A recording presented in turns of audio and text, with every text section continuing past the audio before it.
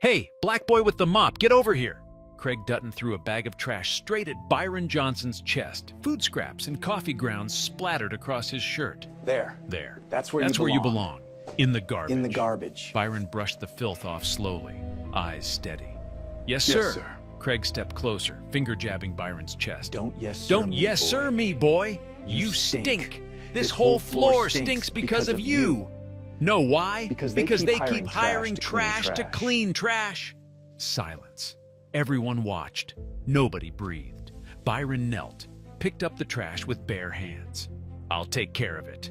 But what nobody knew, the man on his knees, covered in garbage, was about to be introduced as the new owner of this entire company.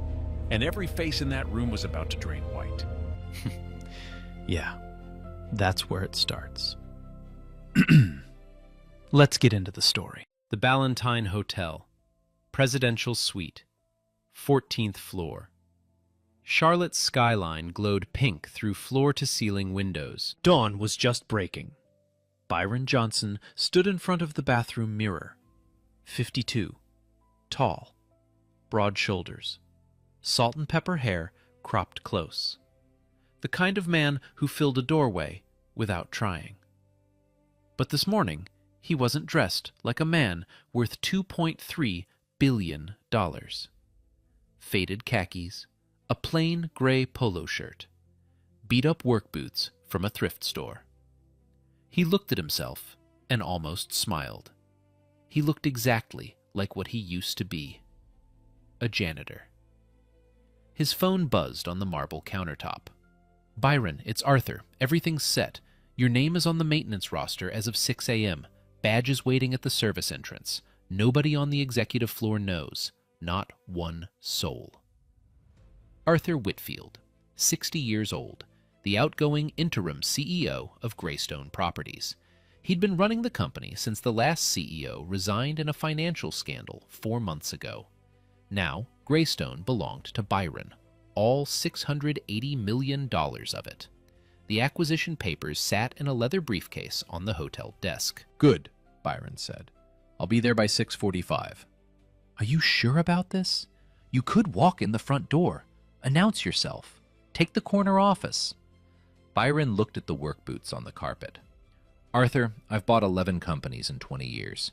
Every single time, I spend the first day at the bottom, pushing a mop, emptying trash cans, cleaning toilets. You know why? Because you're stubborn. Because the way a company treats its janitor tells me everything. I've killed 3 deals based on what I saw from the ground floor. If the culture is rotten, I find out on day 1. Arthur sighed. And if it is rotten? Then heads roll. Byron hung up. He set the briefcase back down. Wouldn't need it yet. He grabbed a brown paper bag with a ham sandwich inside, his lunch for the day, took one last look in the mirror. The man staring back didn't look like someone who owned private jets and penthouses in 4 cities. He looked like someone who would be ignored. Talked down to. Invisible. That was the point. 40 minutes later, the Greystone Properties Tower rose against the morning sky like a glass blade. 22 stories. Uptown Charlotte. The lobby inside was marble and chrome. A waterfall hummed against the far wall. The company logo, a silver mountain peak, hung above reception in polished steel. 400 employees. Commercial real estate. Office leases, property management, development deals across the Southeast. On paper, a respectable firm. Underneath, something else entirely. The executive floor sat on 22. Corner offices with skyline views. Italian leather chairs, fresh flowers every Monday. Up there, people drank bourbon after 4 p.m.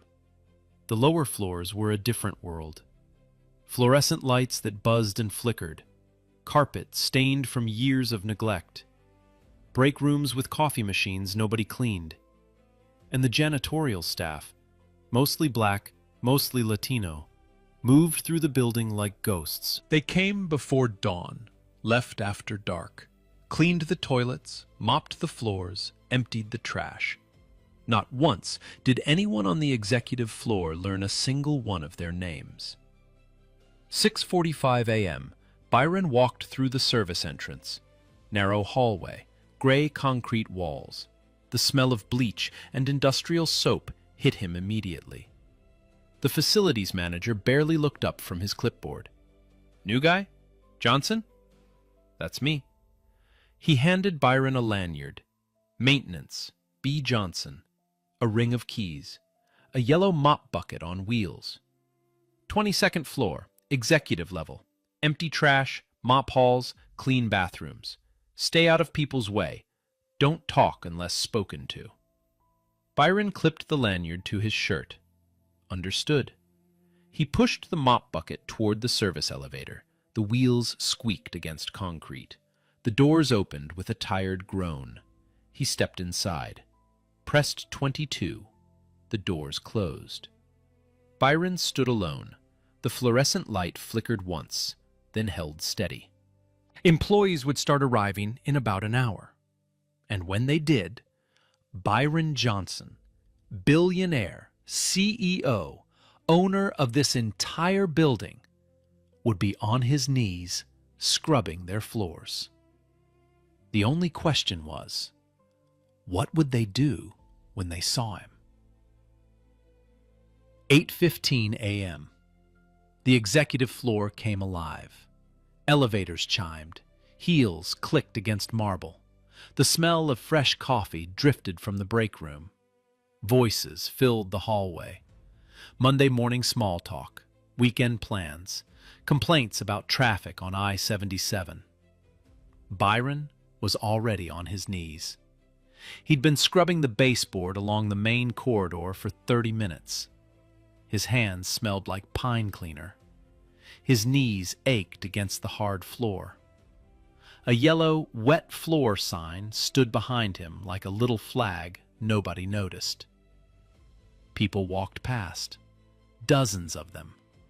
Not one looked down. A woman in red heels stepped over his mop bucket without breaking stride. A man in a gray suit nearly kicked his cleaning rag.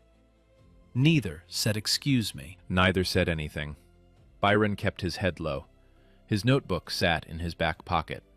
He was already keeping count. 14 people so far. 0 acknowledgements. Then, at 8:32, one person stopped. "Good morning." Byron looked up. A young woman, early 30s, dark hair pulled back, a coffee cup in one hand, a stack of folders in the other. Her badge read, Elena Voss, Junior Analyst. "Morning," Byron said. She smiled. It was small, quick, almost nervous, like she wasn't sure if she was allowed to talk to him, but she did it anyway. "First day?" "Yes, ma'am." "Well, welcome. The coffee in the break room is terrible, but the view from the east window is worth it." She walked away. Byron watched her go. Then he reached into his back pocket, pulled out his notebook, and wrote 2 words. Elena Voss. He circled her name. She was the only one. 9:30 a.m. The executive break room. Byron pushed his mop bucket through the door. The room smelled like burnt coffee and microwaved leftovers. He started wiping down the counters, clearing crumbs, and replacing the trash bag in the corner bin. Then the door swung open. Craig Dutton walked in first. Tailored navy suit, Rolex flashing. Behind him, Pamela Caldwell, senior account manager. Blonde hair pinned up tight. Thin smile that never reached her eyes. 2 other managers followed. All of them were laughing at something Craig had just said. They didn't see Byron. Or maybe they did and simply didn't care. Craig pulled out his phone, put it on speaker, dialed someone. The whole room could hear. "Yeah, listen, I need that Moore kid moved off the Henderson account. He's useless." A voice on the speaker. "Derek Moore? He's been handling Henderson for 6 months. The client likes him." Craig rolled his eyes. Pamela smirked. "The client likes him because he smiles a lot. That's it. The kid can barely read the contracts. Classic affirmative action hire." "We lowered the bar so far, a dog could jump over it. Pamela laughed. One of the other managers looked at the floor. The other one stared at his phone. Just move him to the mailroom or something, somewhere he can't do any damage. Let him sort packages. That's more his speed. Byron stood 3 feet away, wringing out a rag over the sink. His hands didn't shake, his face didn't change, but his jaw tightened, just slightly. Craig hung up. Then his eyes finally landed on Byron. "Hey, new guy." Byron turned. "Yes, sir." "Are you done with this room yet? It smells like bleach and whatever you had for breakfast. I've got a meeting here in 10 minutes. I don't want it smelling like this." He waved his hand in Byron's direction. The gesture said everything. "I'll be finished shortly," Byron said. "Shortly?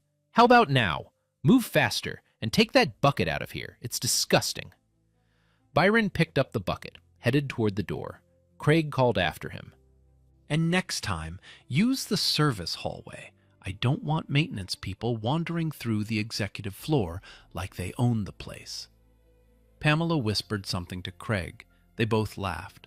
Byron stepped into the corridor, pulled out his notebook, wrote, "Craig Dutton, 9:34 a.m. Racial comments re Derek Moore. Hostile, dismissive, dehumanizing." He put the notebook back, kept mopping. 11 a.m. The 22nd floor corridor.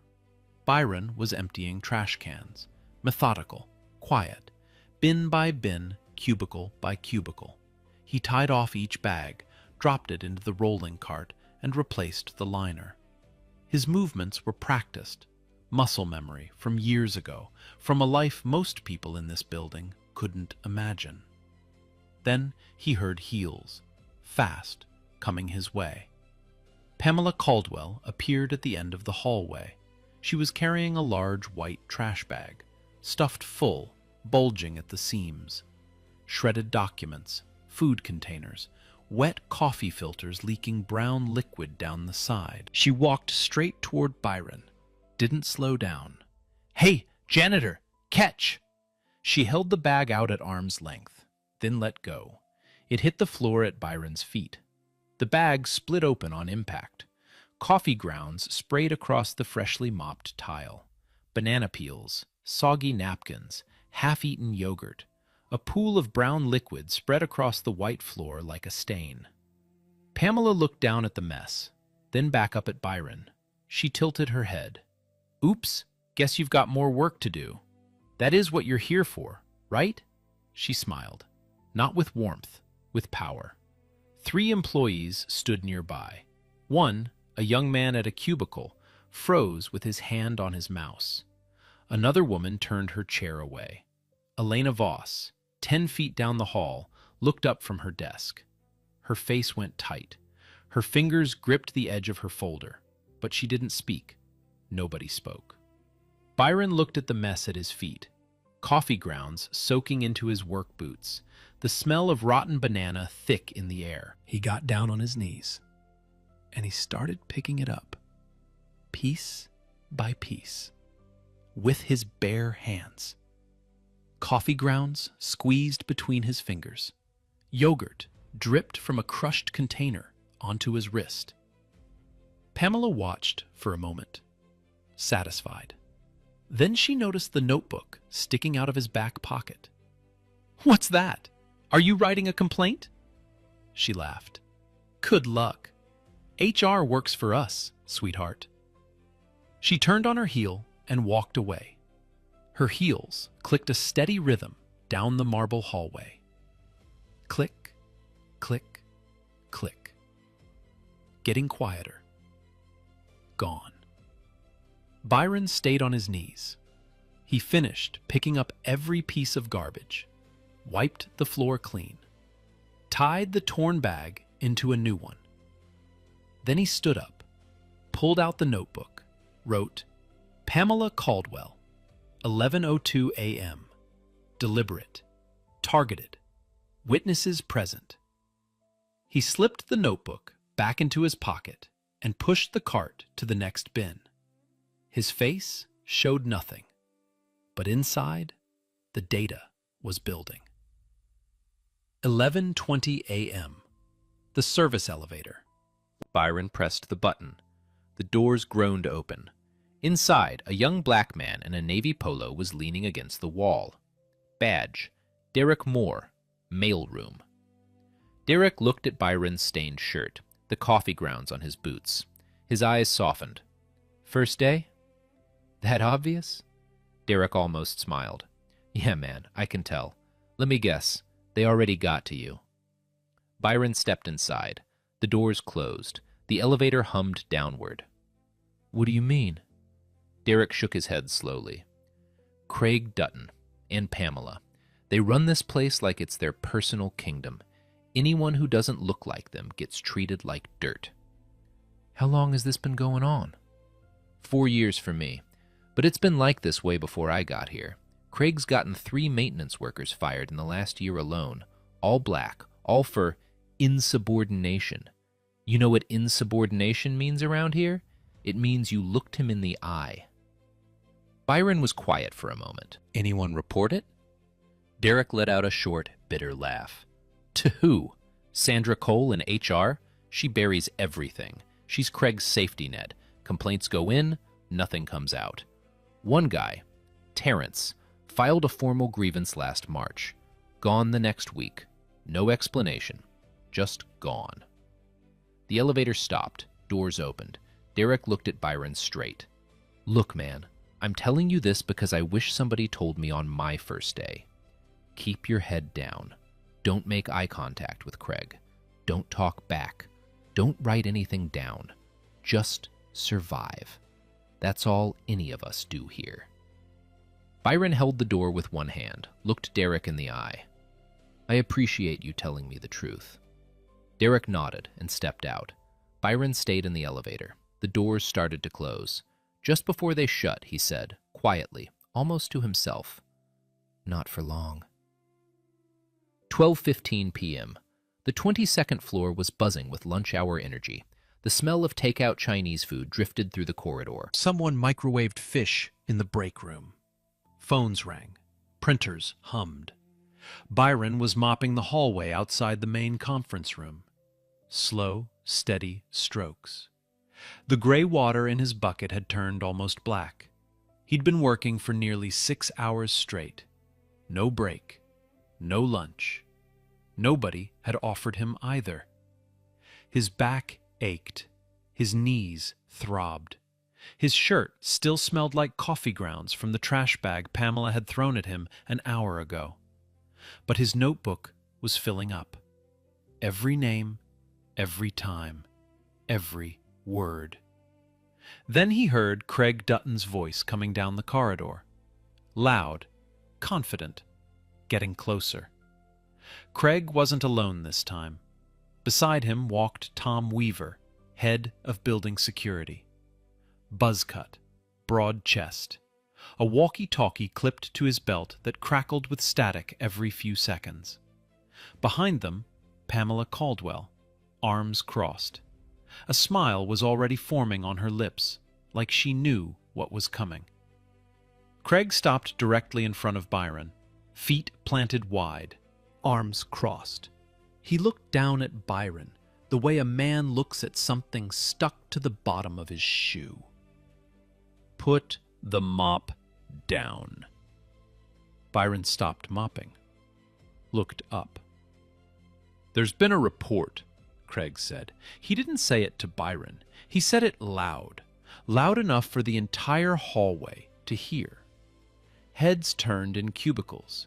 People leaned back in their chairs to watch. A laptop is missing from conference room B. A brand new MacBook Pro. $2,000. Disappeared sometime this morning. He let the words hang in the air. Let them settle over the hallway like smoke. And you, he pointed at Byron's chest, have been working on this floor all day. Alone, in every room, with access to everything. Byron set the mop against the wall. I haven't taken anything, sir. Sir, Craig repeated the word like it tasted funny. "Well, sir, we're going to find out. Empty your pockets. Right here, right now, everything." Tom Weaver shifted his weight. His hand moved to his belt, not to the walkie-talkie, but closer to the handcuffs. He looked uncomfortable, but he didn't object, didn't say a word. Byron didn't argue.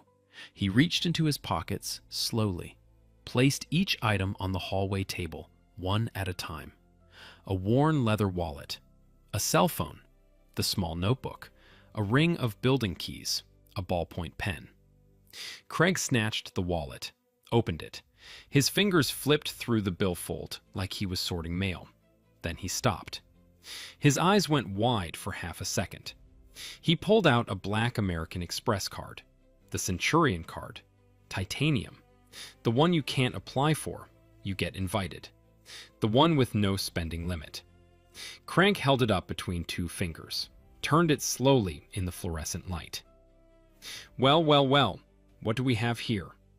He showed it to Tom Weaver. Then he turned and held it up high so the gathering crowd of employees could see. 15 people. 20. More appearing at the edges of cubicles every second. A black card on a janitor's salary. He laughed, one sharp, ugly sound. "Where'd you steal this, boy?" "It's mine," Byron said. His voice was level, no tremor, no hesitation. "Yours?" Craig's smile widened into something cruel. He slid the card back onto the table like it was a piece of evidence at a crime scene. "Right, and I'm the Queen of England. A janitor with a Centurion card. That's the funniest thing I've heard all year." Pamela stepped forward. She picked up Byron's cell phone from the table, turned it over in her hands. "This is an iPhone 15 Pro Max. Top of the line." She looked at Craig. "Since when does a mop pusher carry a $1,000 phone?" Craig nodded slowly. "Good question, Pam. Real good question." He turned back to Byron, took one step closer, then another, close enough that Byron could smell the espresso on his breath. Close enough that the entire hallway could see the power gap between them. The man in the $4,000 suit and the man in the stained polo shirt. "Tom, I'm calling Charlotte PD right now. I want this man detained for suspected theft. The laptop, the credit card, the phone, all of it. Hold him here until they arrive." Byron's voice cut through clearly. "You have no evidence, no basis for any of this. I haven't stolen anything." Craig lowered his phone slightly. His eyes narrowed into slits. "No evidence? You're standing on my floor with pockets full of things you can't afford. That's all the evidence I need." He stepped even closer, so close their faces were almost touching. "Let me make something real clear to you. I've been in this building 15 years. 15. I decide who walks these halls and who gets dragged out in cuffs. The CEO seat is empty. Nobody's coming to save you. That means I run this building. Every floor, every door, every person, including you." He pointed at the mop bucket. "You think you matter? You're a warm body with a mop. I could replace you in an hour. I could replace you with a machine. The only reason you're still standing here is because I haven't finished dialing yet." Byron didn't step back, didn't blink. "I'd like to speak to someone in authority." Craig's face twisted, something between amusement and raw contempt. "Someone in authority. You're looking at him. I am the authority on this floor. You want to go above me? There is nobody above me. Not today, not ever. Not for someone like you." He jabbed a finger toward the elevator. "So here's what's going to happen. You're going to pick up your little mop, your stolen credit card, your stolen phone, and your fake wallet, and you're going to walk out that door. Or I'm going to have the police walk you out in handcuffs, and I will personally make sure you never work in this city again. Your choice." Silence. Complete silence. The entire floor had stopped. Phones unanswered. Keyboards still. 30 employees watching from cubicles, doorways, and the ends of corridors. Nobody moved to help. Nobody said a word. Then one voice, small, shaking, but there. Craig, this seems excessive. Elena Voss. She stood 5 feet from the crowd. Her hands were trembling against her folder, but her voice held. He's the new maintenance guy. It's his first day. Maybe we should just check the security cameras before we... Nobody asked you, Elena. Craig didn't even look at her. His voice dropped into something venomous. Go back to your little spreadsheets before you end up walking out right beside him. Don't test me. Elena's mouth closed. Her eyes glistened. She took a half step back, but she didn't leave. She stayed at the edge of the crowd, watching, hands balled into fists at her sides. Craig turned back to Byron.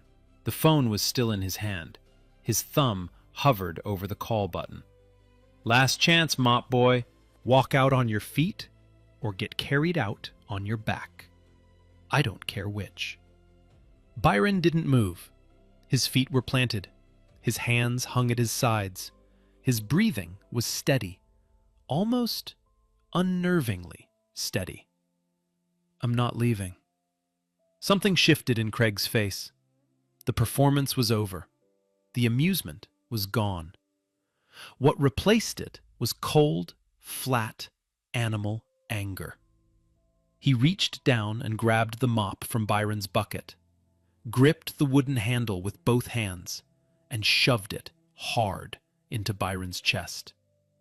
The handle pressed into Byron's sternum, hard enough to push him back 1 full step, hard enough to leave a mark, hard enough that every person in that hallway heard the thud of wood against bone.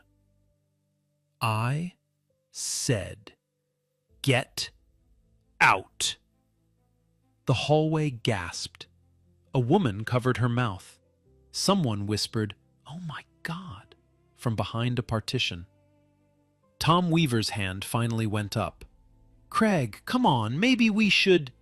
Craig silenced him with a look that could cut through concrete. Tom's hand dropped. He looked at the floor. Byron looked down at the mop handle still pressed against his chest. He could feel the pressure against his ribs, could feel the bruise already forming under his shirt. Then he looked up, directly into Craig's eyes. His voice came out low, calm, steady as stone, like a man who had been waiting for exactly this moment. You're going to want to take your hand off that mop. Craig sneered. His knuckles went white on the handle. He leaned in. So close their faces were inches apart. So close, Byron could see the vein pulsing in Craig's temple. Or what? What are you going to do? Call your lawyer? You don't have a lawyer. You don't have anything. You're nobody. Byron said nothing. He just held Craig's stare, unblinking, unshaking, like a man who already knew exactly how this story was going to end. And Craig, for the first time all day, felt something he didn't understand. A flicker behind those calm brown eyes. Something that didn't belong to a janitor. Something that made the back of his neck go cold for just 1 second. Something that looked like power. But Craig shoved the feeling away, tightened his grip, pushed harder. Behind them, the elevator chimed. Okay, y'all, pause for a second. Are you seeing this? This man just assaulted someone in front of 30 people. Broad daylight. Security right there. And nobody did anything? Not one person? That's crazy. Like, the audacity is actually unhinged. But nah, hold on. What happens next? Yeah, you're not ready for that. The elevator doors slid open. Arthur Whitfield stepped out first. 60 years old, silver hair combed back, three-piece charcoal suit. He walked like a man who had been in boardrooms longer than most people had been alive. His face was calm until he saw the scene in front of him. Behind Arthur, two corporate attorneys in dark suits, leather briefcases, faces like stone. Behind them, a woman carrying a professional camera with a Greystone Properties lanyard around her neck. The company's communications director. 4 people, perfectly still, perfectly silent, standing in a line at the mouth of the hallway like a jury arriving at a verdict. Every employee on the floor recognized Arthur Whitfield. He had been the interim CEO for 4 months. He was the highest authority anyone here had ever seen in person. Arthur's eyes moved across the hallway, the crowd of employees frozen in place. Tom Weaver standing uselessly with his hand near his belt. Pamela Caldwell watching from the side with her arms crossed. And in the center of it all, Craig Dutton, gripping a mop handle pressed against the chest of a black man in a stained polo shirt. Arthur's jaw tightened. His eyes went dark. He didn't rush. He walked. Slow, deliberate steps. His leather shoes clicked against the marble. Each step echoed. The hallway was so quiet you could hear the air conditioning hum through the vents. He stopped 10 feet from Craig, and when he spoke, his voice carried like a cannon shot. Craig. Craig turned. The mop handle was still pressed against Byron's chest. His face shifted, confusion first, then a flash of panic, then a desperate attempt at composure. Arthur, hey, listen, we've got a situation here. This janitor, take your hands off him. What? Arthur, you don't understand. This guy stole a... I said take your hands off him. Now. Something in Arthur's voice made Craig's fingers loosen. The mop handle dropped. It clattered against the marble floor. The sound rang through the hallway like a gunshot. Arthur looked at Byron. Byron looked back. A single nod passed between them. Quiet, brief. The kind of nod between two men who had already discussed exactly how this moment would unfold. Arthur turned to face the hallway. Every eye was on him. 30 employees, 40. People had come from other sections, from other floors. Word had traveled fast. The silence was absolute. Arthur straightened his tie, and then he spoke. Loudly, clearly, so that every person on that floor, and the ones pressing their ears to the stairwell doors, could hear every single word. Ladies and gentlemen, I have an announcement. As most of you know, Greystone Properties was acquired last month by Pinnacle Equity Partners in a deal valued at $680 million. That acquisition was finalized this morning at 8 a.m. I am here to introduce the man who now owns this company. He turned and extended his hand toward Byron. This is Byron Johnson, founder and CEO of Pinnacle Equity Partners. As of this morning, he is the sole owner of Greystone Properties. He owns this building. He owns this company. And he is your new boss. Nothing moved. The hallway didn't breathe. Craig Dutton's face went white. Not pale. White. Like every drop of blood had drained out of him in a single second. His lips parted. No sound came out. His hands, the same hands that had shoved a mop into Byron's chest, hung limp at his sides, shaking.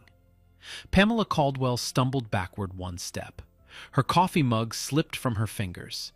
It hit the marble floor and shattered. Brown liquid splashed across her heels. She didn't bend down to clean it. She couldn't move. Tom Weaver's hand dropped from his belt. He stared at Byron like he was seeing a ghost. The two attorneys stepped forward. One of them opened a briefcase and pulled out a leather-bound folder. The acquisition documents. Byron's name on every page. Byron reached up and unclipped the maintenance lanyard from his shirt, set it on the hallway table next to his wallet, his phone, and the black Amex card that Craig had called stolen. He straightened his polo shirt, picked up his notebook, and for the first time all day, he spoke with the full weight of who he really was. My name is Byron Johnson. I came here today to see the truth about this company. I wanted to know how Greystone treats the people who clean its floors, empty its trash, and keep this building running. He paused, looked around the hallway, eye to eye with every person watching. Now I know. He opened his notebook, read from it, calmly, precisely. 9:34 a.m. Craig Dutton made racially derogatory comments about a black employee on a speakerphone call in the break room. 11:02 a.m. Pamela Caldwell deliberately threw a bag of trash at me and laughed while I cleaned it with my bare hands. 12:18 p.m. Craig Dutton conducted an illegal search of my personal belongings with no evidence. Accused me of theft based solely on my appearance. And at 12:26 p.m., Craig Dutton physically assaulted me with a mop handle in front of over 30 witnesses. He closed the notebook. The hallway was so silent you could hear Pamela's spilled coffee still dripping off the edge of a broken ceramic shard. Byron looked directly at Craig. You told me you were the authority. You told me nobody was above you.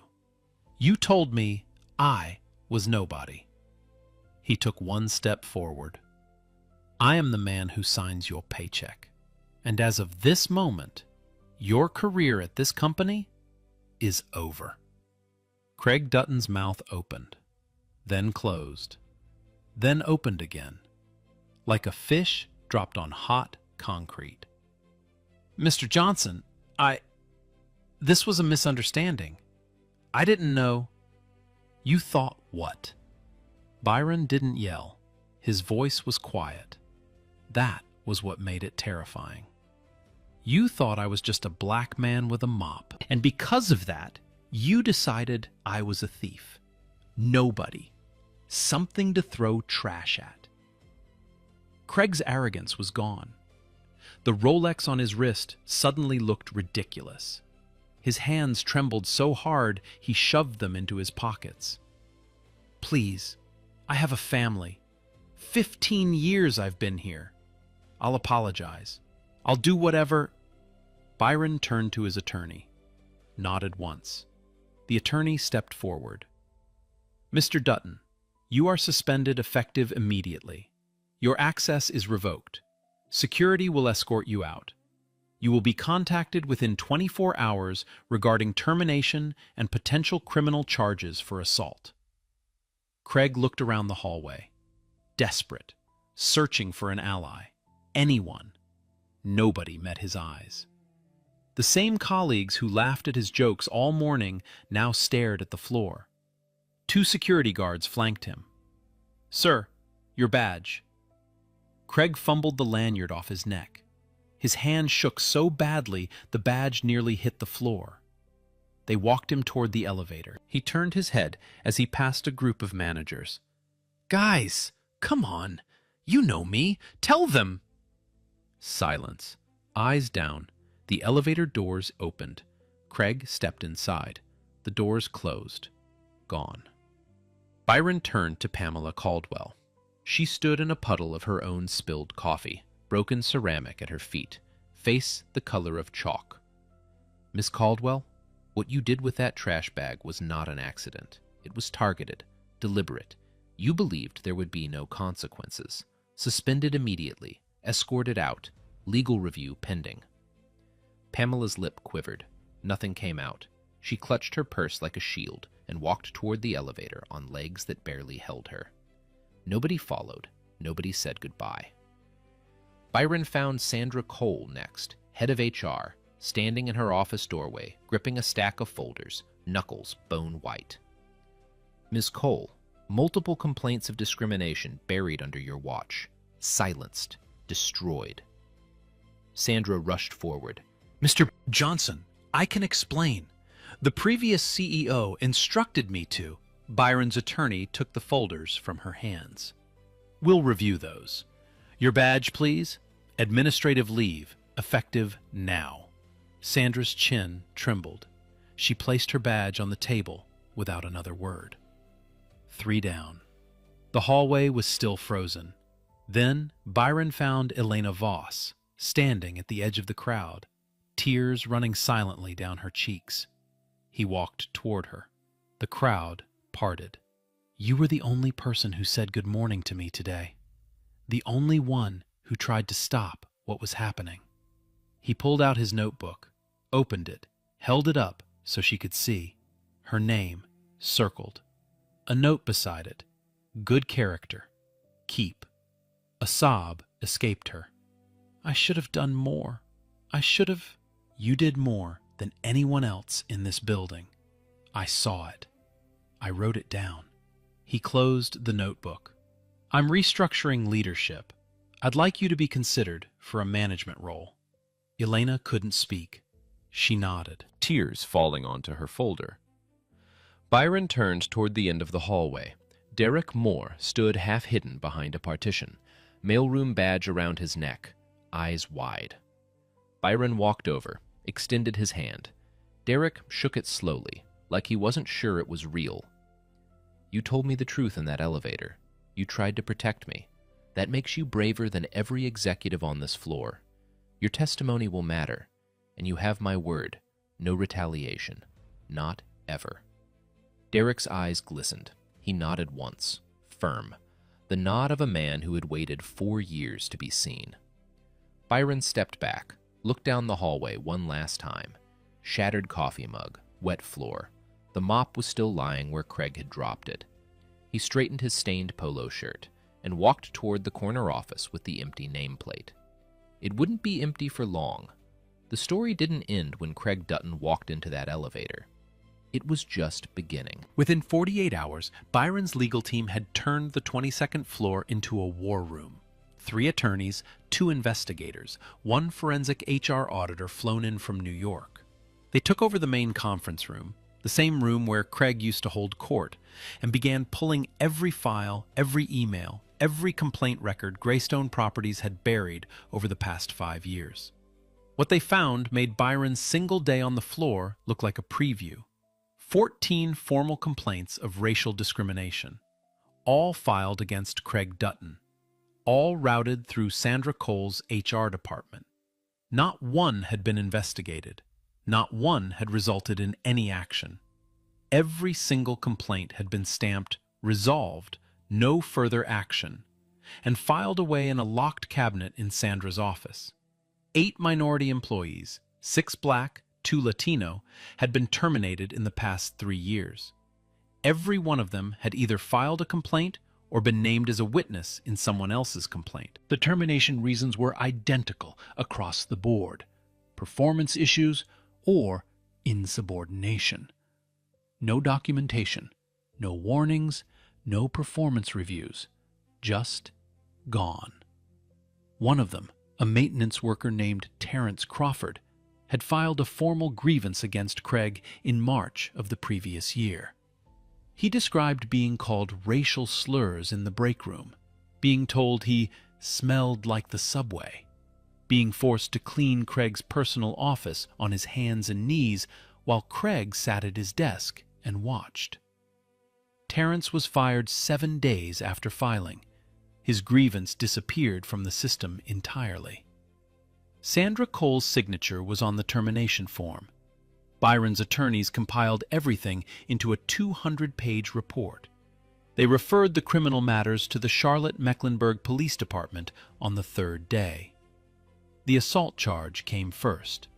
Security camera footage from the 22nd floor hallway showed everything. Craig Dutton grabbing the mop handle, shoving it into Byron's chest. Byron stumbles backward.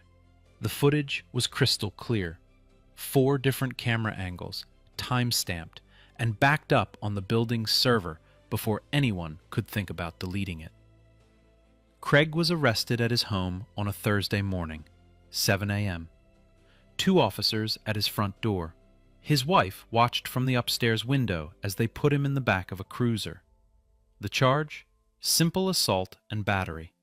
But the district attorney reviewed the footage, reviewed Byron's notebook, reviewed the testimony of 11 witnesses, and added a hate crime enhancement based on the pattern of racially motivated behavior. Craig's attorney pushed for a plea deal. The DA refused. Public pressure was building. The story had leaked. A reporter at the Charlotte Observer broke it first. The headline ran above the fold. Billionaire goes undercover as janitor, discovers systemic racism at company he just bought. The article detailed everything: the trash throwing, the illegal search, the assault, the 14 buried complaints.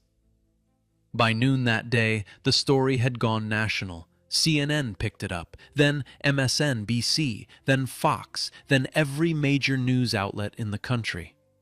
Byron's face, still in that stained gray polo shirt from the security footage, was on every screen.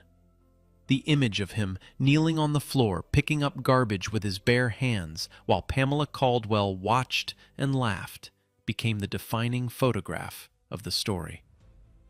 Byron did one interview, local Charlotte news. He sat in a chair wearing a simple dark suit, no tie. He spoke calmly, measured, the same voice he'd used all day in that hallway. The interviewer asked why he went undercover. Byron said, "I wanted to see the soul of this company, and what I saw was a culture where people were treated as less than human based on the color of their skin. That ends now." The clip went viral in under 2 hours. 80 million views across platforms in the first week. The hashtags started trending immediately. Hashtag Byron Johnson. Hashtag Janitor CEO. Hashtag Greystone Exposed. Derek Moore gave an interview to a national outlet. Elena Voss spoke to 3. Their testimonies confirmed everything and added years of detail that Byron's single day couldn't capture. The trial came 3 months later. Mecklenburg County Superior Court. The prosecution's case was airtight. Security camera footage from 4 angles. Audio captured on an employee's phone, shaky, muffled, but unmistakable. Byron's handwritten notebook entries with exact times, exact quotes, exact names. Testimony from Derek Moore, Elena Voss, and 6 other employees who had been too afraid to speak before, but weren't anymore. Craig's defense was simple. It was a misunderstanding. I didn't know who he was. The prosecutor's response became the most quoted line of the trial. The law doesn't require you to know someone's net worth before you treat them with basic human dignity. The jury deliberated for 4 hours. Guilty.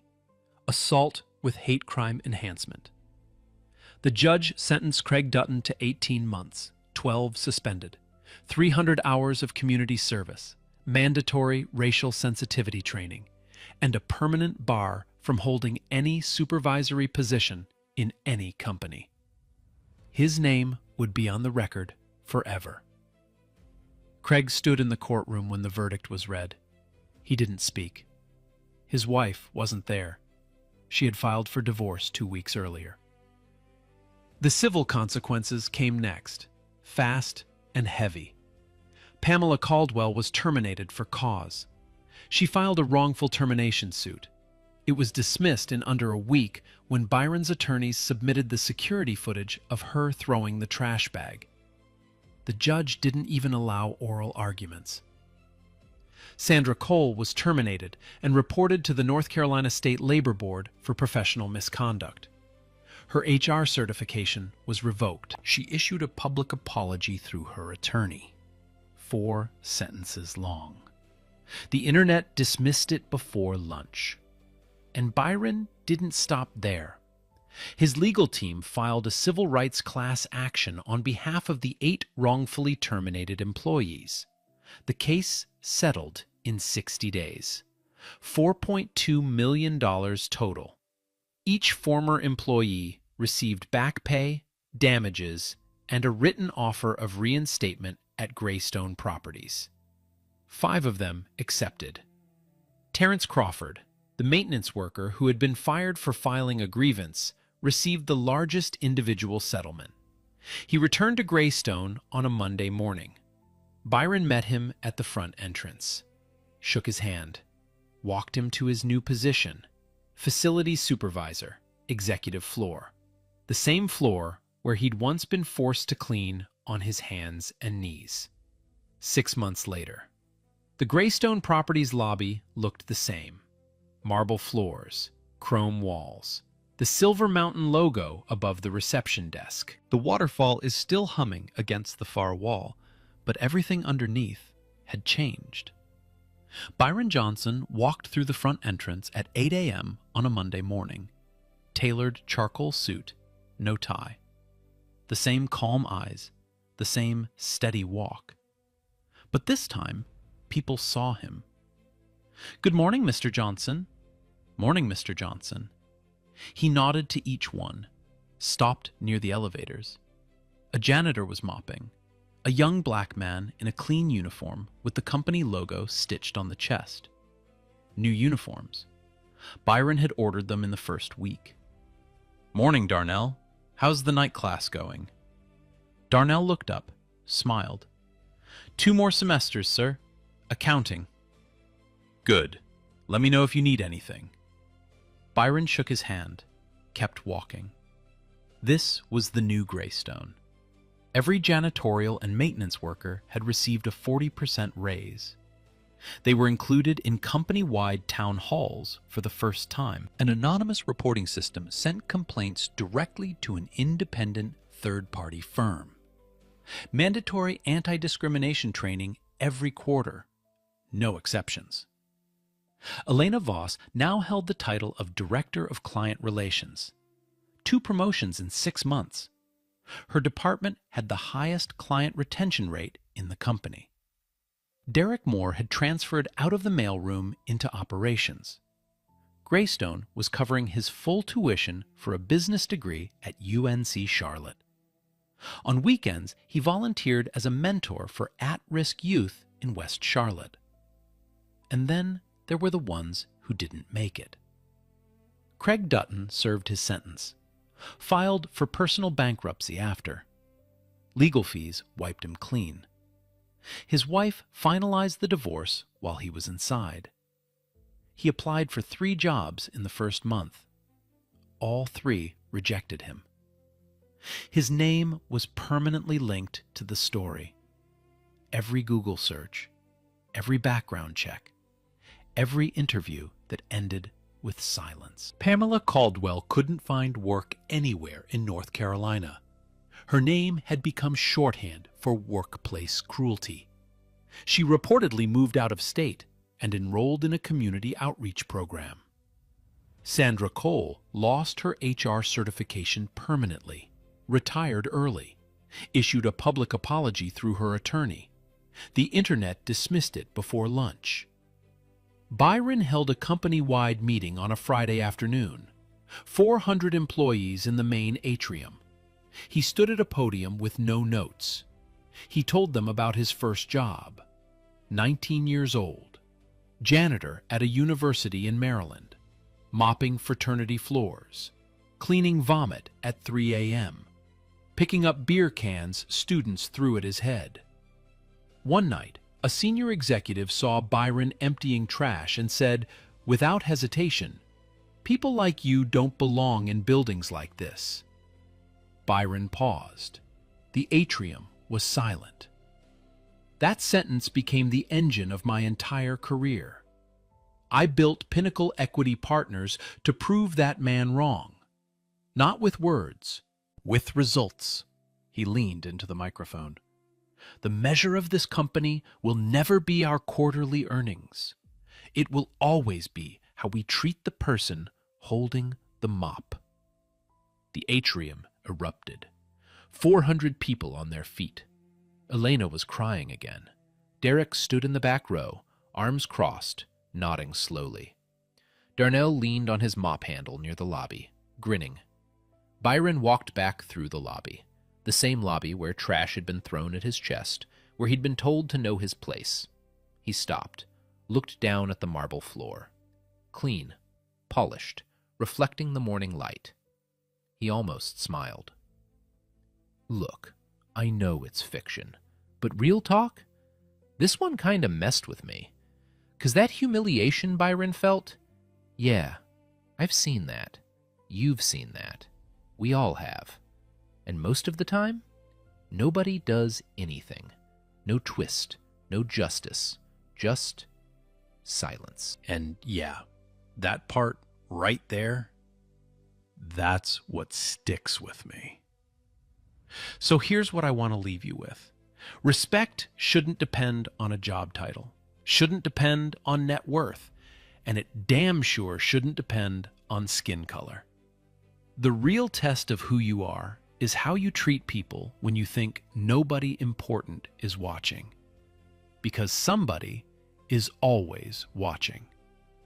So my question, have you ever seen someone get treated like this?